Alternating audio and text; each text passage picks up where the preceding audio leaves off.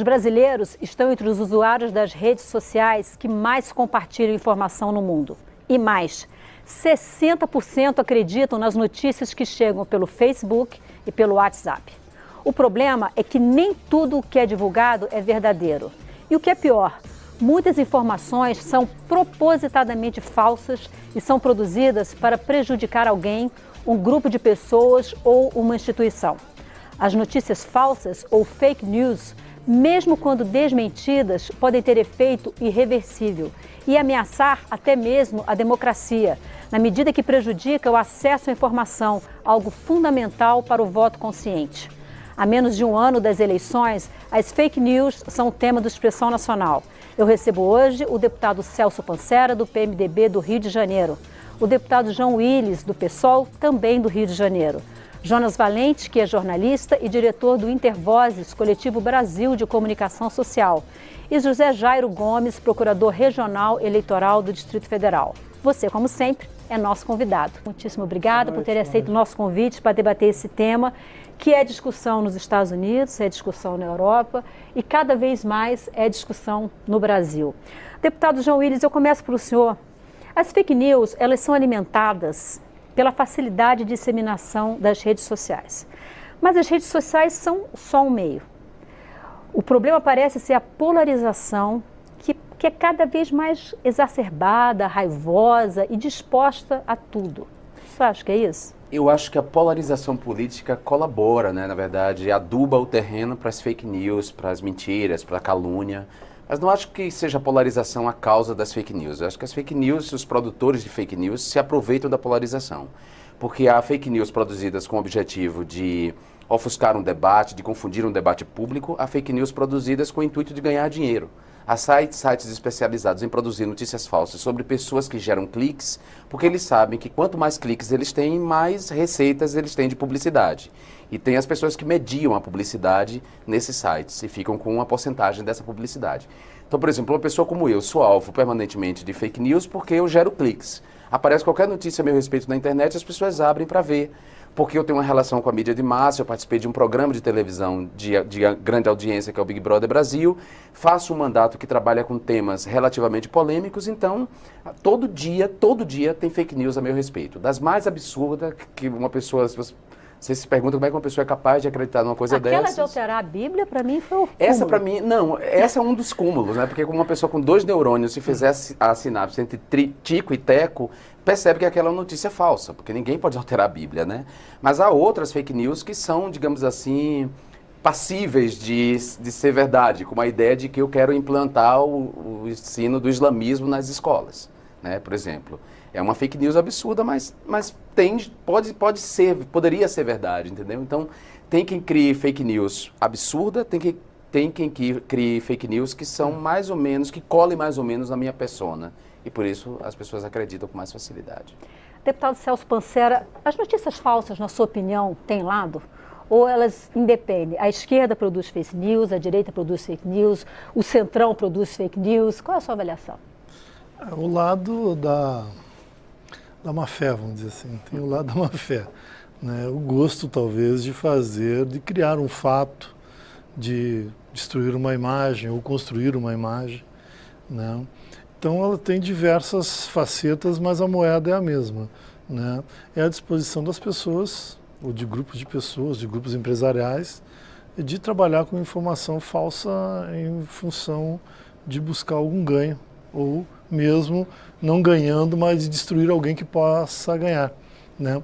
Então essa questão, ela sempre existiu. Você imagina Orson Welles lançou aquela guerra, a invasão da Terra, em 40 e poucos, e criou uma rede de rádios. Você imagina se tivéssemos a internet no tempo, né? O que nós teríamos, a comoção que iria criar no mundo. Você pode ver, então, na que verdade, era uma promoção do filme, né? né? Então, exatamente. Que no momento em que as pessoas não tinham uma relação direita com o rádio, acreditaram ser uma notícia verdadeira, entraram em pânico. Então essa coisa, ela é antiga, né? Então, na medida em que as mídias surgiu a internet, que é muito descentralizada, ela é impossível de controlar. E ela facilmente, as notícias se espalham. E na medida em que as pessoas tiveram acesso a partir dos smartphones, né? Acesso à internet com muita facilidade, com banda disponível para baixar arquivo, subir arquivo, softwares fáceis de produzir imagens, de juntar sons com imagens, enfim, né? Essa coisa ganhou uma nova dimensão, que a gente tem que aprender a lidar com esse assunto. Não é um assunto fácil. Existem vídeos, edições de vídeos que são inimagináveis.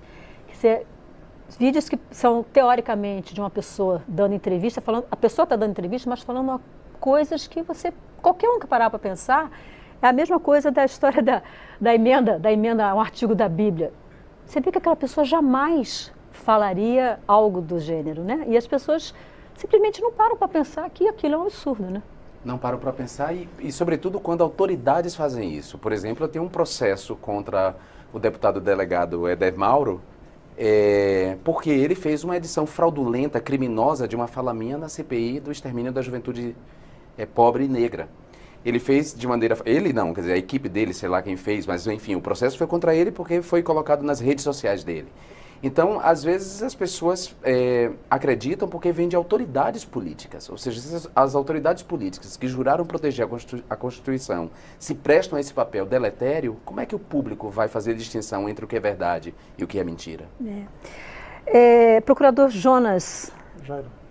José Jairo Gomes, as fake news, a gente fala muito de fake news que falam mal de pessoas, mas as fake news também podem apresentar notícias falsas boas. Em período de eleição, numa eleição como a gente vai ter agora, em que não tem financiamento empresarial de campanha, em que os recursos foram reduzidos, produzir falsas notícias boas sobre um candidato também é nocivo, também é lesivo à democracia. A notícia falsa, ela é falsa, né? Seja boa, seja negativa, seja positiva. O que se distingue é a notícia positiva, ou a propaganda positiva e a propaganda negativa. A legislação, para enfrentar essa questão toda, que agora chega com a internet, ela não tem tantos instrumentos, né? Ela é bastante limitadora, né? Ela fala, por exemplo, inclusive nessa última reforma que houve aí, a mini reforma eleitoral, ela limita essa questão à campanha eleitoral. Se nós formos olhar lá o artigo 57H ou 57D, ora fala em propaganda eleitoral, ora limita a fake news ao âmbito da propaganda eleitoral ou da campanha eleitoral. Nós não estamos em nenhum desses momentos. Então, em tese, em princípio, essas fake news não teriam relevância agora para as eleições. Mas acabam tendo relevância, porque elas acabam construindo no imaginário dos eleitores um perfil daquele candidato ou daquela pessoa que pretende disputar o pleito, que na verdade é um perfil falso, seja sob o aspecto negativo, seja sob o aspecto positivo, né? Você dizer, por exemplo, que uma pessoa que fez engenharia, na verdade é um médico, isso é falso, embora não seja ruim. Tem um fato assim que não que as pessoas não levam muito em consideração, por exemplo, às vésperas da eleição do ano passado, todos os candidatos lançavam pesquisas falsas, em que ou estavam liderando, ou que ainda não estavam liderando, mas estavam em curva ascendente, ou que o adversário estava em curva descendente, que é muito difícil de controlar. Você imagina a eleição no domingo, na sexta-feira se coloca um jornal ou um filme rodando com a pesquisa falsa. Isso causa um tremendo impacto, né? E atrapalha mesmo o resultado. E é uma super fake news, né? Que a gente, ano que vem, você tem que ficar muito atento. Então não é só fofoca, não é só mentira, é a construção de fatos. Jonas, eu sei que você quer comentar esse ponto, por favor, comente, mas eu queria que você falasse também o seguinte. Nos Estados Unidos, o presidente americano adora falar em fake news.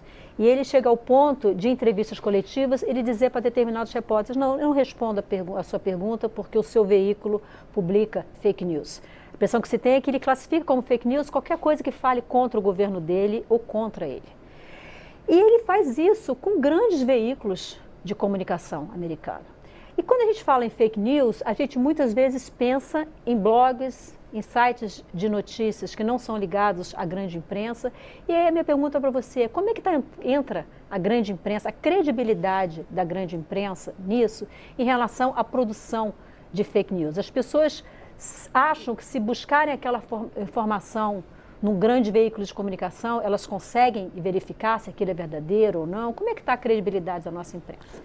Infelizmente, o presidente Trump faz isso por uma via torta, porque... mas ele chama a atenção para um problema, que é o problema que você coloca, que é real, né? A gente, embora as redes sociais tenham uma dimensão diferenciada pela capacidade de compartilhamento e até pelo problema do impulsionamento, que agora está liberado nas próximas eleições, e isso é um problema gravíssimo, a grande imprensa, nós não podemos ter uma ilusão de achar que só as redes sociais são espaço de fake news e a grande imprensa é o espaço da credibilidade total. O exemplo que o deputado Panzera acabou de citar é normal. Ou seja, o que a gente vê de pesquisas falsas durante as eleições, inclusive não só durante as eleições, matérias falsas. No jornalismo não é novidade uma matéria que depois o jornal não tem como provar. Ficou muito célebre a ficha falsa da ex-presidenta Dilma Rousseff, divulgada pela Folha de São Paulo. E os exemplos são enormes. Então, quando a gente está falando de fake news, primeiro é importante, inclusive, lembrar que o próprio termo não é consenso. Um documento que foi lançado por relatores da liberdade de expressão da ONU, da UEA e de vários continentes, pontuou que é melhor se falar em desinformação do que em notícias falsas.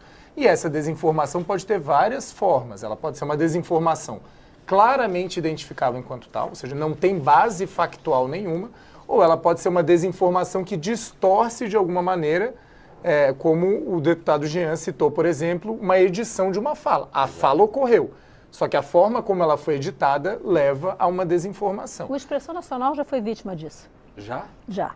Uma fala de uma procuradora da República que estava aqui, a gente estava discutindo escola sem partido, fizeram uma edição da fala dela e nós tivemos que pedir para tirar essa edição do ar. Então, a gente precisa entender que essas formas são diferentes e os remédios são diferentes. E a grande mídia não é imune a isso. Inclusive, existe um debate internacional em que muitas vezes os meios tradicionais colocam como a alternativa a fake news. Então, fake news são as notícias de blogs, de perfis que estão nas redes sociais, mas a verdade absoluta está nos meios tradicionais. E o que o debate das notícias falsas traz será que alguém vai ter o monopólio da verdade absoluta? É muito perigoso dizer isso, seja a mídia tradicional, seja as próprias plataformas, como é o caso, por exemplo, de um dos projetos que está em discussão aqui na Câmara, do deputado Luiz Carlos Auli. Ô, Jonas, mas você concorda que, como um balizador mínimo de autoridade em relação a essas notícias, a imprensa tradicional ela ganha, ela tem uma vantagem. Quer dizer, eu acho que Globo, quer dizer, G1, Terra, UOL, tem alguma responsabilidade pública na hora de divulgar certas notícias. Concorda? Em relação a sites que a gente nunca ouviu falar, como Folha Online, quer dizer, e eles adoram usar a palavra Folha antes, né? Porque aí remete à Folha de São Paulo, exatamente, né? É uma forma de confundir. De confundir, exatamente. Então, você concorda que, apesar, eu concordo com todas as suas críticas, digamos assim, aos meios de massa, à imprensa tradicional, mas hoje elas ainda servem como um balizador. Serve, não, isso com certeza, até porque elas são... A população pode vigiar de uma maneira mais efetiva. Muitas vezes a gente vê notícias falsas compartilhadas de um site que você nunca ouviu falar. E esses veículos têm alguma tradição e podem, inclusive, ser questionados por isso. A gente, infelizmente, ainda tem uma cultura muito baixa da questão, por exemplo, de ombudsman. E um outro problema que os próprios relatores da liberdade de expressão colocam é que uma forma de combater o ambiente de notícias falsas e radicalização é ter um ambiente plural de mídia.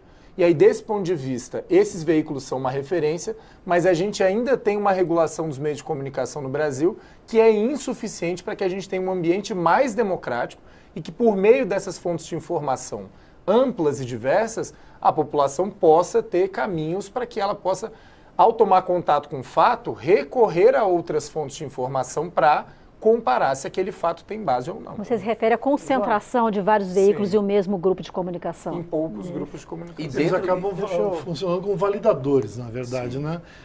Da informação. Porque criaram uma imagem já, eventualmente, nas pessoas. Agora, o maior validador é a própria pessoa, não adianta. Se ela não tiver capacidade de discernir e ler aquilo e tentar ligar, né? O Lé e o Cré da notícia, aí, por exemplo, eu recebo muita informação falsa de pessoas que me perguntam, é verdade isso? Sim. Vocês estão votando isso mesmo? Essa questão que o ministro da Educação hoje entrou, né, da redução dos salários. 5 ou 6 pessoas me perguntaram se era verdade isso. Eu não sei se todos Gente, viram. eu não sei se isso é verdade, se está acontecendo, mas não é o tipo de informação que eu creio que seja real. Vamos Eu só sempre falo esclarecer, assim, porque de repente nem todo mundo viu. O ministro da Educação, hoje, Mendonça Filho, pediu à Polícia Federal que apurasse uma notícia falsa de que o governo federal teria mandado reduzir os salários dos professores municipais de ensino fundamental. Ele pediu que a Polícia Federal apurasse isso, porque isso é um absurdo, até porque seria ilegal o governo federal exigir algo dessa natureza. Deixa eu me acrescentar só um dado na fala do Jonas, que é o seguinte, a reforma eleitoral que ocorreu, não é que ela liberou para todo mundo o impulsionamento. Explica o que é o impulsionamento. O impulsionamento é uma tecnologia em que, mediante pagamento, ela é paga, o conteúdo impulsionado, ele consegue vamos dizer assim, alcance maior. Um alcance maior. Então, por exemplo, quando você coloca lá no Google um argumento de pesquisa, aí aparece a resposta àquele argumento, aparecem várias páginas. As que aparecem, as 5 primeiras, No topo da página? No topo, aquelas são impulsionadas, porque elas serão visualizadas primeiro. Agora, para que isso aconteça, é preciso que haja esse pagamento e é preciso que haja impulsionamento. Por isso que se trata de uma propaganda paga, né? Na legislação eleitoral isso é vedado. Agora, na reforma que foi feita, que entrou em vigor há poucos dias, o impulsionamento ele é vedado para as pessoas naturais, pessoas físicas. Ele só é permitido para candidatos e partidos ou coligações. Mas Não foi generalizado assim. Não. Isso a gente está E falando ainda só nas assim eleições. limitado à página do partido e à página do... Não, é porque a reforma, ela permite, antes ela proibia, mas agora ela permite, a legislação permite que as pessoas naturais façam elas mesmas comunicações de caráter político, né, propaganda eleitoral na internet. Só que veda o impulsionamento para as pessoas físicas, né? Mas ao permitir para os candidatos, por exemplo, primeiro você aumenta o fator do poder econômico. Que, por exemplo, quem vem acompanhando o Facebook vê que hoje aquilo que se chama de alcance orgânico, ou seja, quantas pessoas verão a minha mensagem sem eu pagar, isso tem diminuído vertiginosamente, porque a plataforma quer lucrar. Claro. Não concordo com isso. Eu, inclusive, acho isso muito ruim. A plataforma quer lucrar com as mensagens. Os candidatos terão que pagar. Então, os candidatos com mais dinheiro terão alcance a mais pessoas. Mas é pior, porque o impulsionamento permite mensagens diferenciadas de acordo com públicos. Então, por exemplo, nas eleições tradicionais, se a gente for pensar o ano passado ou até 10, 15 anos atrás, de vez em quando saía um panfleto apócrifo ou saía uma mensagem que os adversários até tinham algum grau de controle. Olha, no bairro tal, estão distribuindo um panfleto dizendo que o deputado Jean Willis aconteceu comigo, fez por exemplo. XYZ. Com impulsionamento, isso é impossível. Porque o candidato pode dizer o seguinte, para o público A, ele vai dizer que ele defende, secciona que ele é públicos, contra o aborto. O público B, ele vai dizer que ele é a favor do aborto. E nem o público A e nem o público B vão saber o que ele está falando para cada um dos públicos. Que, aliás, foi uma estratégia muito usada pelo Obama e agora pelo Trump, né? Quer dizer, ele se comunicava através de pesquisas que eram feitas lá, ele encaminhava mensagens que atendiam aos interesses ou às aspirações daquele público que ele almejava. Mas principalmente em relação àqueles estados que são chamados swing states, Swing estados, states, os exatamente. estados que ora votam com os democratas, ora com os republicanos. Mas parece que a questão da Rússia foi aí que eles entraram. Né? Mas no caso do Obama, sem mentir, assim. Quer dizer, ele poderia selecionar não era o fake tipo news. de notícias Não que era ele fake dirigia a news. determinado público. Como se fosse um mailing. Não era fake news, entendeu? Trump trabalhou com fake news, que aí é mais grave. Ele deu um passo adiante em relação à campanha dele. E mentir sobre o outro candidato, que isso é grave. Agora, E como a Justiça Eleitoral vai fiscalizar isso dos candidatos? Isso. Como que a Justiça vai saber que você recebeu uma mensagem assim? Nada como ter um jornalista na bancada, porque pensamos... Dois. Expressão é direta. Pensamos iguais. Aí a minha pergunta é exatamente direta. essa. E assim, e a questão do time? Porque a Justiça brasileira não é das coisas mais céleres. A gente tem ainda... A gente tem ainda agora... pessoas, mandatos que estão sendo revogados de prefeitos e tal, por abuso de poder econômico ou coisa parecida. Como é que vai ser a apuração e a resolução de um problema dessa natureza? Uma fake news pesada que saia a 15 dias antes de uma eleição, que esteja empatado, ou a 10 dias antes de uma eleição que esteja empatado, como é que a Justiça Eleitoral vai conseguir lidar com isso? Veja, primeiro um esclarecimento. Fake news é uma coisa que no âmbito da política sempre existiu. Isso não é, quer dizer, o fato fake news, notícias falsas a respeito de candidatos, isso sempre existiu. Só que agora nós temos uma novidade que é a grande dimensão, né, o grande alcance da internet. Impacto que isso o traz, impacto que isso traz. Eu acho que o deputado João Willis, ele colocou uma questão também que eu acho da maior relevância, porque a fake news, muitos veículos que produzem fake news, eles não estão no espectro político. Eles estão a fim de lucrar com aquilo, chamar atenção para a página deles, não é isso? E a partir dali, do alcance que ele tiver, ele lucrar com aquilo. Conseguir anunciantes. O candidato, então, ele acaba sendo sendo vítima duplamente, né? Pelas pessoas que querem ganhar dinheiro com isso e pelos adversários políticos, que também provavelmente produzirão fake news, né? Agora, como que a Justiça vai lidar com isso? Primeiro, a Justiça Eleitoral é uma das mais céleres, é que tem um dos prazos mais céleres. É claro que há processos que são um pouco mais demorados, porque depende de provas, porque existe um processo legal constitucional que tem que ser observado, que é uma garantia que as pessoas têm. Como a Justiça Eleitoral vai lidar com esse problema da fake news, né? Veja, existe a segmentação. Como que você vai provar, por exemplo, uma página que aparece para um segmento do eleitorado, de acordo com o perfil dele, não aparece para outro? Como é que se vai provar isso, né? A prova, por exemplo, requereria a identificação pela URL, por exemplo. Eu não sei se as pessoas teriam esse grau de conhecimento. Print, por exemplo. Se um candidato publicar uma fake news a meu respeito, por exemplo, durante o processo eleitoral, e alguém encontrar e der um print com a imagem dele, com a logo da campanha dele, divulgando essa fake news... Sem a URL não se consegue chegar. Não, mas não é chegar. Tem um print da campanha dele, com a logo dele, mas e isso o cara prova pode que ele está fazer usando. o fake news do fake news. Ele pode gerar um fake news dizendo que a pessoa fez o fake news. Montagem. Entendeu?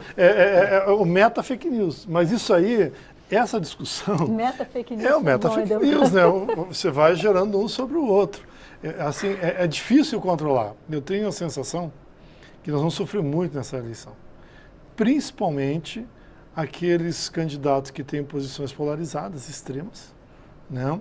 E os majoritários que estiverem em condições de ganhar, de chegar no segundo turno. A impressão que eu tenho é que na reta final da eleição, né, essa coisa vai ser muito radicalizada e a Justiça vai ter muita dificuldade de controlar isso aí. Talvez né? um caminho para E será um aprendizado para a gente. Eu só queria avançar um detalhe assim. Tem uma comissão aqui na Câmara que está analisando a questão do sigilo de dados, que não tem muito a ver com isso. Mas ele é importante, porque uma das possibilidades que a gente está inventando lá é criar uma autoridade para regulamentar essa questão, como tem na Europa. Sim, proteção de dados. Exatamente. Você ter uma autoridade que se reúne com frequência e ela vai analisando os casos e regulamentando e avaliando os casos. Né? Obviamente que no âmbito de uma eleição você não consegue responder, mas eu digo que isso, assim como o marco civil da internet, isso pode ser um avanço para o futuro, né? Desse processo de informações. Um outro caminho que eu acho é o TSE e os tribunais regionais gastarem parte da seus recursos de publicidade com educação, nas mídias, por exemplo, na TV pública, nas TVs comerciais, com educação, porque me parece que é um debate cultural. Exatamente. Eu acho que das redes sociais hoje, a que mais ameaça o espaço democrático é o WhatsApp. Porque não há controle sobre o WhatsApp. Porque não há vinculação da mensagem à sua fonte. A sua fonte. Você não descobre a origem no WhatsApp. E é impressionante. Agora é criptografada de ponta a ponta. Agora pode ser criptografado de ponta a ponta, o que torna mais difícil ainda. Você não descobre a origem e é impressionante como as pessoas têm uma disposição a acreditar pelo que chega no WhatsApp. É impressionante. Grupo de família, então, você sempre tem aquele tio e aquela tia... Tem briga e tem isso. Que manda o lixo ali no grupo e você vai lá dizer que aquele lixo não é verdade, a pessoa ainda não gosta quando você vai lá e desmascara ela. Quer dizer, eu acho que é uma questão cultural. Tem gente que tem má fé, tem gente que tem preconceitos profundamente arraigados. Num ambiente polarizado como esse, por mais que a pessoa tenha acesso à verdade, ela se recusa a acatar a verdade e ela passa adiante a mentira. Até o dia em que ela se tornar o alvo. Deixa eu contar uma coisa rapidinho. Eu estava no avião, passa uma senhora por mim, olha para mim e fala assim, eu gosto de você, mas eu li uma coisa hoje no WhatsApp sobre você que eu não gostei. Eu falei, eu também li uma coisa sobre você no WhatsApp que eu não gostei. Aí ela olhou para mim com espanto. Eu disse, não é fácil assim? Não basta pegar uma foto sua, colocar uma frase do lado que passa a ser verdade? Eu acabei de ver isso. E aí ela tomou um susto quando ela se colocou no lugar da pessoa que é alvo de uma notícia. Então eu acho que é o caminho da educação. O TSE cultural. tem feito algumas campanhas tentando derrubar alguns mitos em relação à eleição, ao voto, né, para onde que o voto vai, como é que o voto é contado. Eu acredito que o TSE deva fazer alguma coisa também para tentar despertar em relação a isso. Mas olha só, eu preciso fazer um intervalo e aí na volta, Jonas, eu vou querer que você fale um pouquinho sobre aquilo que a gente estava conversando antes do programa, que é como monitorar isso, quem pode combater. Parece que o Exército está sendo chamado para tratar desse assunto também. Mas antes de ir para o intervalo, é o seguinte, o Facebook, ele elaborou um conjunto de 10 dicas para ajudar a gente a identificar o que pode ser uma notícia falsa. E aí eu vou pedir para colocar a primeira dica no ar. A primeira dica diz o seguinte, seja cético com as manchetes. Notícias falsas frequentemente trazem manchetes apelativas, em letras maiúsculas e com pontos de exclamação. Se alegações chocantes na manchete aparecerem inacreditáveis, desconfie. A segunda dica, olhe atentamente para o URL, que é basicamente um endereço daquela página, né? Muitas vezes, como a gente comentou aqui, o deputado João Willis comentou, usa muito a palavra Folha para associar a Folha de São Paulo, né? Muitos sites de notícias falsas imitam veículos de imprensa autênticos, fazendo pequenas mudanças nesse endereço. Você pode ir até o site desse veículo, que você acredita que é o veículo verdadeiro, para verificar e comparar se esses endereços são verdadeiros. A terceira dica, investigue a fonte. Certifique-se de que a reportagem tenha sido escrita por uma fonte confiável e de boa reputação. Se a história foi contada por uma organização não conhecida, verifique a seção sobre do site para saber mais sobre essa fonte. A quarta dica, fique atento às formatações incomuns. Muitos sites de notícias falsas contêm erros ortográficos ou apresentam layouts estranhos. Redobre a atenção na leitura se perceber esses sinais. E a quinta dica, para a gente fechar esse bloco, considere as fotos. Notícias falsas frequentemente contêm imagens ou vídeos manipulados. Algumas vezes a foto pode ser autêntica, mas ter sido retirada do contexto.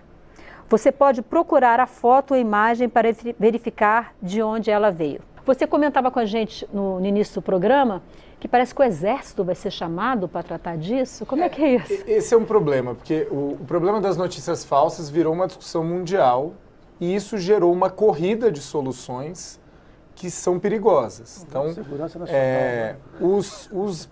eu citei no primeiro bloco, foi divulgado um documento no início do ano por relatores especializados em liberdade de expressão de vários organismos internacionais que diziam o seguinte, a solução para fake news não é violar a liberdade de expressão, não é violar os parâmetros internacionais, não é censura, não é censurar, não é dotar as plataformas do poder de derrubar todos os conteúdos. E aí a gente ficou muito preocupado, o Intervoz faz parte de uma rede de entidades que chama Coalizão Direitos na Rede, a gente esteve participando do Fórum da Internet no Brasil e saiu uma notícia de que o TSE teria chamado o Exército para ajudar a pensar o monitoramento das notícias falsas nas eleições. Mas qual é a expertise do Exército Essa nessa área? Foi divulgado em vários veículos, na Agência Brasil, foi divulgado em vários veículos. Então, e nós questionamos um representante do Exército neste evento e ele respondeu falando, não sabemos ainda como será, mas fomos chamados para essa conversa. Então, deixa eu só te dizer, porque na distribuição de tarefas feitas dentro das forças, ficou com o Exército a produção de sistemas de ciberdefesa para o poder público. é como uma tarefa. Não estou aqui entrando no mérito se é correto ou não. Mas assim, tipo, a Marinha cuida da área nuclear, a aeronáutica cuida da área de aeroespacial. E o que fica o Exército? Assim, o Exército vai cuidar de montar um programa de cibersegurança para o poder público brasileiro. Talvez tenha sido nessa lógica. Eu não sei nem dizer isso. Segurança de dados, ou até mesmo uma possível discussão sobre que nem ocorre nos Estados Unidos hoje. Houve uma interferência de um outro país nas nossas eleições. Mesmo isso, a partir do momento que o Exército passa a ser chamado para monitorar os cidadãos brasileiros, então você não está lidando com ameaça externa, você não está lidando com segurança. Você está lidando com trazer um ente que, inclusive, tem historicamente, deixou marcas na sociedade brasileira por ter sido autor de censura durante um largo período da nossa história, para monitorar os cidadãos e, inclusive, ter acesso a um banco de dados monumental, que é o banco de dados do TSE. Então, assim, as entidades da sociedade civil que hoje atuam em defesa dos usuários de internet divulgaram uma nota dizendo, olha, nós rejeitamos qualquer participação do Exército nesse sentido.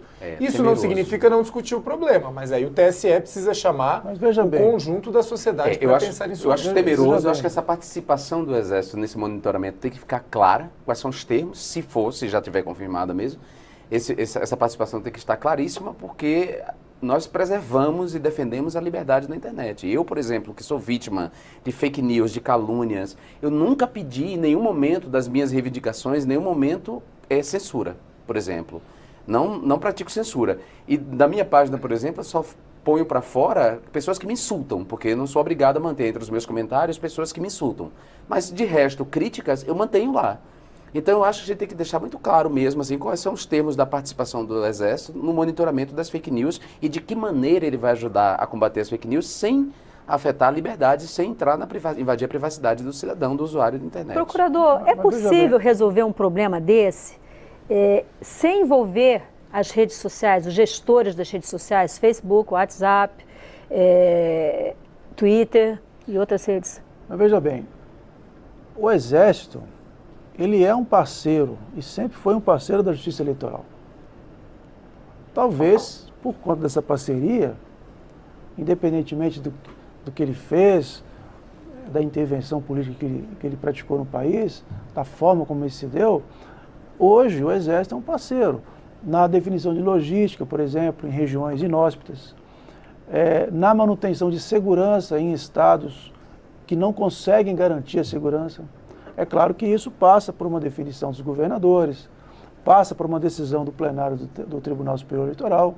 Então, pode ser que o convite feito ao Exército para esse diálogo seja talvez em razão dessa parceria histórica que existe, né? Mas é muito diferente ajudar em logística e monitorar os brasileiros que estão na internet. Até porque esse monitoramento, o Exército anda de braços dados com a inteligência.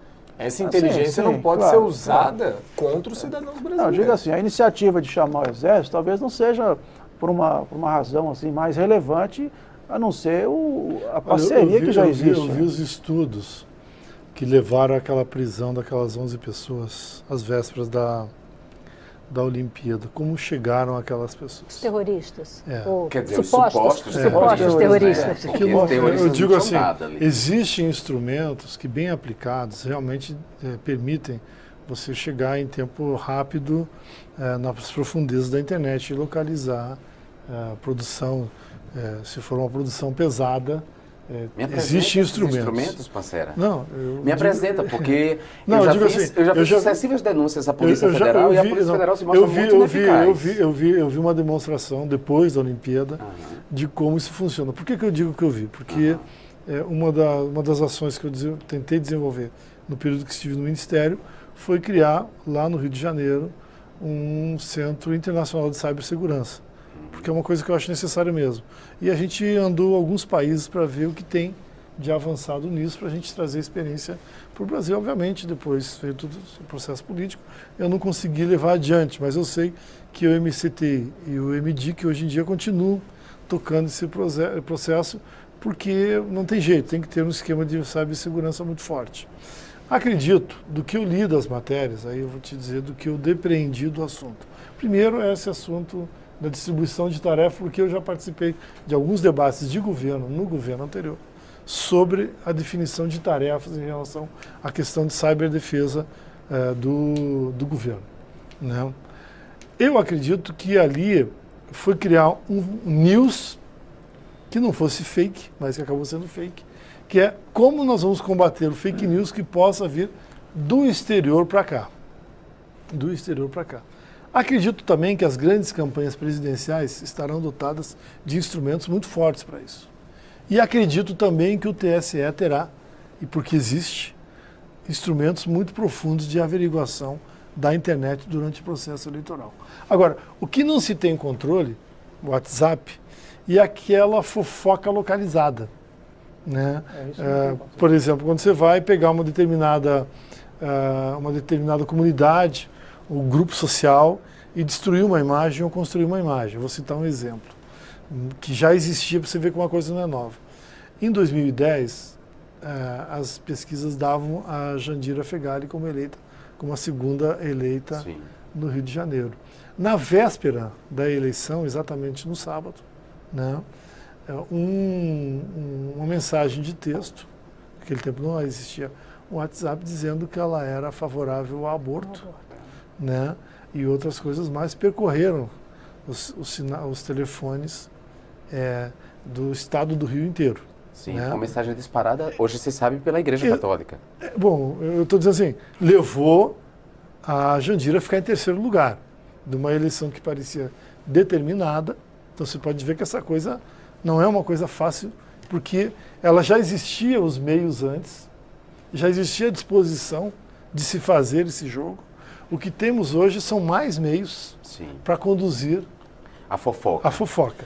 Né? E tem aquela fofoca localizada que é seríssima, que não é nacional. E que não tem como você botar um grande aparato para, por exemplo, para descobrir. As igrejas, por exemplo. Os salões das igrejas evangélicas, os pastores mentem em púlpitos contra candidatos ou elogia outros candidatos, e os TRS e o TSE não tem nenhum tipo de controle nem fiscalização sobre isso. Então, por exemplo, Eduardo Cunha foi um cara que se beneficiou de uma rede das igrejas evangélicas, uma rede de igrejas evangélicas no Rio de Janeiro, não só em benefício da sua imagem, mas também para atacar outros candidatos.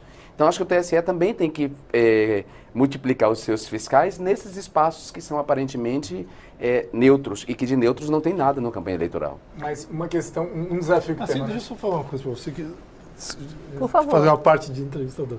Eu acho que as redes como Intervozes, elas possuem um papel importantíssimo nesse contexto. Vocês deveriam, sugestão, publicar um código e ter uma rede para trabalhar em cima de fake news no processo eleitoral. Não com uma visão ideológica, mas com uma visão de construção, de mostrar que a liberdade da internet é um bem da humanidade, é um ganho da humanidade, e que não deve ser destruído em função de grupos ou pessoas que agem de má fé. Então, grupos que nem vocês, por exemplo, para elaborar os meus pareceres, os dois projetos do deputado Raul, eu pedi, por exemplo, textos de vocês para orientar a confecção do meu relatório. Então, assim, acredito que grupos da sociedade civil que atuam na área como o de vocês, se organizarem com blogs, né, alternativos e construir uma rede de defesa e de pesquisa, ajudarão muito no processo e na transparência do processo eleitoral. Fala um pouco, então, o que são os projetos, deputado Raul? Antes disso, Maristela, posso fazer um comentário para acrescentar? A Polícia Federal também tem que, eu acho, ser um pouco mais eficaz.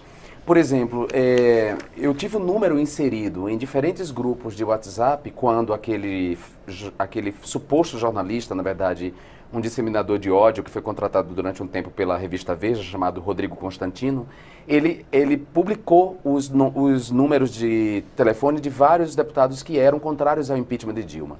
E meu número de WhatsApp foi inserido em diferentes grupos de ódio de extrema-direita, ligados, por exemplo, a Jair Bolsonaro. E eu tenho a lista das ofensas, das fake news publicadas, eu tenho a lista dos números que eu printei, todos eles, eu entreguei para a Polícia Federal, e a Polícia Federal poderia, através desse número, talvez rastrear a origem, chegar no primeiro número que disparou, ou quem está financiando, por exemplo, a constituição desses grupos. Mas a Polícia Federal pouco avançou. Eu acho que pouco avançou pelo que a gente chama de homofobia institucional. Quer dizer, como se trata da destruição da imagem de um deputado que, embora seja, como eu, honesto material intelectualmente e tenha prestígio internacional, faça um mandato de prestígio, eu sou gay assumido. Então a homofobia institucional da polícia talvez não permita a ela avançar na investigação. Talvez se tratasse de um deputado heterossexual, ele já tivesse chegado a alguém ou a alguma fonte, porque pistas não faltam. O nosso mandato deu um farto material para a Polícia Federal para chegar talvez até mesmo a parlamentares que estivessem por trás dessa difamação. O mas não atual chegou. diretor da Polícia Federal comentou recentemente que a Polícia Federal pretende trabalhar nas eleições, nesse combate às Será fake news. mesmo? Deixa eu pegar um gancho do que o deputado Pancera disse, que é um debate que existe no mundo jurídico, especificamente no mundo eleitoral, a respeito da liberdade de expressão e da liberdade de informação, que são liberdades constitucionais, né? Existe uma forte opinião no meio jurídico de que não deveria haver nenhum tipo de censura, nem na internet, nem em lugar nenhum, porque, afinal de contas, o próprio eleitor, dentro da maturidade, do desenvolvimento dele, teria condição de separar o joio do trigo, ou seja, o que é fake news do que não é fake news. Eu, particularmente, tenho uma certa preocupação com isso, porque recentemente saiu uma pesquisa, salvo engano na Inglaterra, de que o Brasil é o país do mundo que mais usa as redes sociais. Isso. Na Universidade de Oxford. De Oxford. Em segundo lugar, no Brasil, é o lugar em que as pessoas mais acreditam nas mensagens veiculadas nas redes sociais. E 70% do povo brasileiro não lê livro. Exato. Então, vejam, se a dimensão de credibilidade das mensagens, das postagens e tal, é dessa ordem, 70% no país que mais usa redes sociais no mundo, é uma coisa preocupante. Há pessoas, por exemplo, que são contra a limitação da liberdade de expressão, porque elas acham que isso aí deveria ser deixado para o eleitor resolver, e afinal de contas a Justiça Eleitoral não tem que ficar tutelando o eleitor, né? Esse é um pensamento que existe, mas eu acredito que nesse debate aqui, eu não sei se a opinião dos colegas seria nesse sentido. Eu queria que o deputado Celso Pancera comentasse os projetos do deputado Raul. O senhor é relator dos dois projetos ou só de um? Dos dois projetos do deputado Raul que tratam desse assunto. Eu fui sorteado na comissão, não era assunto que eu gosto de tratar, não.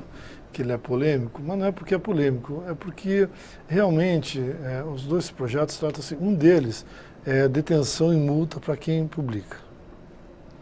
E o outro é multa pesada para a plataforma.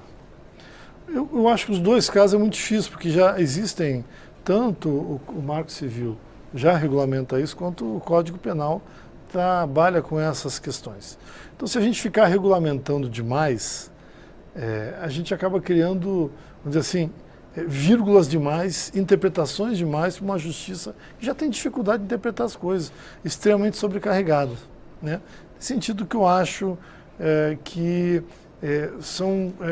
nós precisamos tratar as coisas mais macro, né? Então, quando eu falo assim, nós estamos discutindo um projeto de lei que saiu para relatório agora, deve vir para plenário em maio ou abril do ano que vem, que é meio que um marco da questão da transmissão de dados e sigilo de dados na internet, que ele ajuda a complementar algumas lacunas do Marco Civil da internet, né? Então, nesse sentido, que eu falo assim, iniciativas isoladas, eles criam fato, mas eu acho que cria mais problema do que ajuda a resolver o problema. Então, são dois projetos. Há dois projetos. Um é contra a pessoa, né, física, que é multa e detenção, e o outro contra a plataforma, ou os provedores, que são pesadas multas, pesadíssimas, assim, de milhões. Isso não resolve e pode sair pior, a emenda sair pior do que o soneto, porque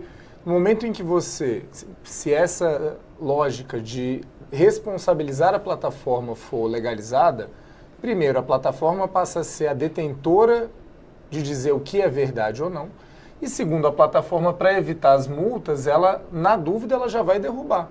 Você pode criar um mecanismo de censura disseminada sendo que o Marco Civil da Internet, que é a nossa principal lei que rege os direitos e os deveres da internet, coloca lá claramente, somente depois de ordem judicial. Ou seja, a ordem judicial ela continua sendo um elemento fundamental porque ela faz com que haja um processo. A pessoa possa se defender, a pessoa possa justificar e a outra pessoa possa denunciar.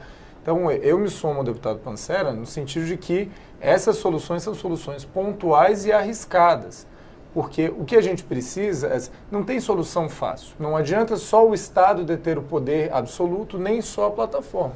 É preciso fazer um equilíbrio entre entender que a liberdade de expressão não é absoluta, e a própria Constituição Federal diz que ela não é absoluta, coloca restrições na seção destinada à comunicação, mas também a gente entender que já há mecanismos, tanto na legislação brasileira quanto nas normativas internacionais, que colocam, olha, você tem alguns mecanismos para usar no momento de calúnia e difamação, por exemplo, mas você não pode, sob pena de combater essas notícias falsas, fazer com que o usuário de internet seja penalizado e tenha o seu conteúdo ou as suas mensagens censuradas, inclusive podendo ser criminalizado e detido. Eu acho que a gente não precisa ampliar o Estado penal, a gente não precisa duplicar, por exemplo, penalidades que já existem, mas eu acho que a gente também tem que ter uma preocupação com as pessoas que são vítimas dessas fake news. A gente sabe de um caso de uma pessoa que foi morta num linchamento produzido por causa de uma fake news. Então, alguma proteção tem que ter para essas pessoas também. Então, eu sou, por exemplo, a favor de penas pecuniárias e medidas socioeducativas. Eu não acho que detenção seja o caso, mas as pessoas precisam se sentir responsabilizadas de alguma maneira pelo que compartilham, para que elas assumam a responsabilidade pelo ambiente democrático. Se não houver nenhum tipo de sanção, se a justiça não for célere, se o Código Penal não for aplicado, se a Polícia Federal não investigar, se o TSE não fizer nada, mas veja bem, vira um deputado, ambiente de um bang-bang. Né? Mas veja bem, deputado, nós já temos uma legislação sobre isso, que é o artigo 323 do Código Eleitoral. Que olha que interessante, né? Um Código de 65 tem um tipo criminal, né? A previsão de um crime que se aplica exatamente a isso. Que é o quê? O que diz o tipo lá? Divulgar notícia falsa na propaganda eleitoral a fim de produzir efeito na campanha ou na... Mas na propaganda eleitoral. Na propaganda. A fake news não obrigatoriamente está na propaganda eleitoral. Na propaganda. Mas a fake news, ela pode estar naquilo que a gente chama de propaganda antecipada. Ou seja... Ou pode estar fora da propaganda. Eu posso produzir uma notícia falsa o relevante contra o deputado João, contra o deputado Celso, independente de trabalhar no comitê deles e colocar essa notícia para frente. O relevante aí, nesse crime, que já está previsto no Código Eleitoral, artigo 323, é que essa notícia falsa tenha a intenção deliberada de produzir efeito na campanha de alguém. Aí sim nós chegaremos no ponto que o deputado Willis mencionou. Ou seja, a vítima, em razão da vitimização daquela produção daquela notícia falsa. Eu acho que a gente não precisaria criar um outro tipo, já existe. Né? Olha só, deixa eu só colocar aqui, Jonas, um comentário que veio sobre a questão do Exército, o Abdul Raikal, ele diz, ora, os dados do Facebook vão para os órgãos de segurança dos Estados Unidos, por que não para as Forças Armadas brasileiras? Então ele... Eu acho que um erro não justifica o outro. Primeiro que o Snowden mostrou de fato que há uma parceria entre as plataformas e o governo americano. E isso é um problema grave que, inclusive, foi objeto de discussão na ONU por parte da então presidenta Dilma Rousseff. E tem que ser. Porque, de fato, a sociedade mundial não pode naturalizar nem a espionagem e o projeto ao qual o deputado Pancera se refere, que é um projeto fundamental, que é um marco regulatório, uma lei de proteção de dados pessoais, é uma das discussões que a gente tem que ter, inclusive com essa dimensão internacional e qual é o papel dessas plataformas. Então, nós temos que nos preocupar com isso, mas isso não pode justificar que então se está com um exército de um outro país que fique com o nosso. Porque, mais uma vez, não é papel do exército fazer inteligência contra os cidadãos do seu estado. Assim, os cidadãos têm direito, e aí não só a proteção dos seus dados pessoais, mas a não serem monitorados nem pelo exército, nem pelo Facebook. Isso não é uma questão direito só do exército. Foi nesse sentido que eu comentei. Todas as pessoas, assim. Foi nesse sentido que eu comentei. Projetos factuais, pontuais, eles não ajudam. Quando a gente fala assim, bom, nós estamos discutindo, nós temos um marco da internet. estamos discutindo agora um projeto que ele entra na questão do que é dado público e o que é dado privado. Né? E qual a autoridade que vai analisar e atualizar esse contexto, porque as novidades são muito grandes. Coletar, como você pode tratar isso esses tudo dados, já tem, o deputado pode. Orlando Silva é o relator. Né? A gente ficamos quase um ano debatendo, agora está fazendo o primeiro projeto, o relatório. Fiquei sabendo ontem, pela presidente da comissão, Bruna Furlan, que nós receberemos antes do recesso, para a gente estudar esse primeiro relatório durante o recesso, e a gente volta em fevereiro, começa a debater para fechar até março. Então isso eu acho que vai avançar em algumas coisas. A minha preocupação eu acho que você tem que estar correto, tem que ter penalidade, mas tem que ser num contexto mais geral. Sim, e não factual, porque senão a gente acaba respondendo tipo aquela questão da morte da baleia azul. Isso. Né? Todo mundo queria discutir baleia azul. É verdade. Entendeu? E depois se mostrou que não era bem aquilo. Sim. Né? Aí tem que ter, aí entra aquilo que, acho que foi você que falou, questão de cultura e educação. Claro. Né? As pessoas têm que debater essa questão de como se portar dentro de casa, no banco escolar, dentro de um shopping e na internet. Né? Essa coisa tem que se resolver. A Luciana Moraes diz o seguinte: do meu ponto de vista, as pessoas têm que tomar vergonha na cara e divulgar apenas o que é real. Está dentro do que o deputado falou, em outras palavras. Né? O Tiago Mateus diz: notícias falsas são compartilhadas diariamente para confundir. O problema é saber o que é real, né? Porque o real tem várias perspectivas, mas eu acho que depende do olhar. Mas eu acho que as dicas que foram compartilhadas pelo próprio programa são boas dicas. Eu acho que as pessoas deveriam fazer essa cultura. Temos mais cinco, né? Essa cultura de passar isso adiante e não ter problemas de encarar esse debate dentro dos grupos de família, do tipo, parem de compartilhar coisas que vocês não sabem a origem. Se coloquem no lugar do outro, façam esse exercício de ética simples, se coloquem no lugar do outro. Se fosse você que tivesse uma foto e uma frase do lado atribuída a você, você gostaria de que isso saísse sendo compartilhado como verdade? Deputado, o exercício de empatia é um dos mais difíceis que tem nas relações humanas. Entretanto, nós dizemos que somos o maior país cristão, um país com maior quantidade de cristãos. E essa é a ética cristã, se colocar no lugar do outro, não querer para o outro aquilo que você não quer para si. Então, cristãos desse país, parem de compartilhar notícias falsas. Ou então, chequem antes de saírem distribuindo pelos grupos de WhatsApp o que vocês recebem. Deputado, esse é um problema, porque nós estamos na era da pós-modernidade. Sim. E da pós-modernidade, da pós-verdade. Ou seja, a realidade é construída. É a terceira face, né? Ofereça outra face. Qual? Já ofereci isso aqui. A realidade, os discursos, inclusive os discursos políticos, eles não têm aderência. Se nós pegarmos, inclusive, o discurso de candidatos, eles não têm muita aderência à realidade. Então as pessoas estão navegando nessa onda também, né? A Fábia Maria, pelo Facebook, ela pergunta quais são as dicas para que os usuários da internet não caiam nas falcatruas online. Então, Fábia, eu vou colocar agora mais 5 dicas que foram elaboradas pelo Facebook, gente que entende desse assunto, para como evitar que a gente caia nas armadilhas das notícias falsas. Então, a sexta dica do Facebook, é confira as datas. Notícias falsas podem conter datas que não fazem sentido, ou até mesmo datas que tenham sido alteradas. A 7ª dica, verifique as evidências. Verifique as fontes do autor da reportagem para confirmar que se são confiáveis. Falta de evidências sobre fatos ou a menção a especialistas desconhecidos pode ser uma indicação de notícias falsas. Claro que a gente não pode confundir com aquilo que é humor. Por exemplo, sites como Sensacionalista, que usam fontes que não existem, aspas que não existem, mas que são nitidamente uma página de humor. Né? A 8ª dica, busque outras reportagens. Se nenhum outro veículo na imprensa tiver publicado uma reportagem sobre o mesmo assunto, isso pode ser um indicativo de que a história é falsa. Se a história for publicada por vários veículos confiáveis na imprensa, é mais provável que seja verdadeira. A 9ª dica, a história é uma farsa ou uma brincadeira? Vale a pena se questionar. Algumas vezes as notícias falsas podem ser difíceis de distinguir de um conteúdo de humor ou sátira. Verifique se a fonte é conhecida por paródias, foi o que eu falei há pouco, e se os detalhes da história e o tom sugerem que pode ser apenas uma brincadeira. E a 10ª dica, algumas histórias são intencionalmente falsas. Pense de forma crítica sobre as histórias lidas e compartilhe apenas notícias que você sabe que são verossímeis. E aí eu acrescentaria a essas 10 dicas um ponto que foi tratado aqui pelo deputado João Willis, que eu vejo como fundamental. Na dúvida, não repasse.